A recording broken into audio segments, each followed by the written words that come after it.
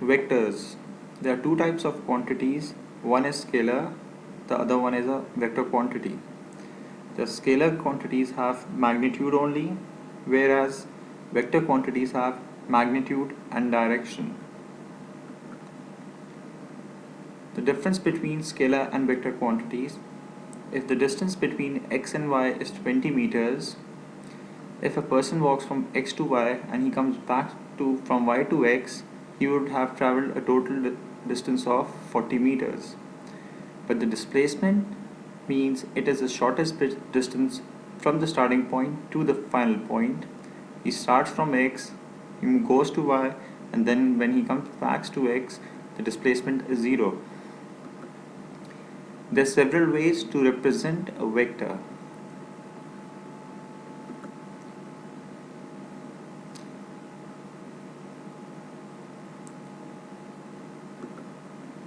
The magnitude or a size of a vector is written in form of a modulus. The modulus are the two parallel lines which states that the value of the length is always positive. Types of vectors: equal vector, parallel vector, negative vector, zero vector. Equal vectors. Two vectors are equal if and only if they have the same direction and the same magnitude. Here are a few examples of different vectors. They all have the same magnitude, but the direction is different. Only AB vector and CD vector are the same. Parallel vectors. Parallel vectors are those two vectors which will never intersect. They have the same direction, but they can have different lengths.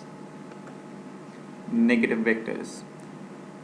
If a vector starts from A and goes till B, covering a distance of 100 kilometers, but when the person moves from B to A, the direction becomes negative. Therefore, the vector is known as a negative vector. A few examples of the negative vectors. Zero vector. If a class has 20 students in it and when the teacher arrives, none of them are present in the class, this would not mean that the classroom is not there. Only the value of the student in it will be 0. Similarly, a zero vector means a vector having a value of 0. Addition of vectors, algebraic manipulation, triangle rule, and parallelogram rule.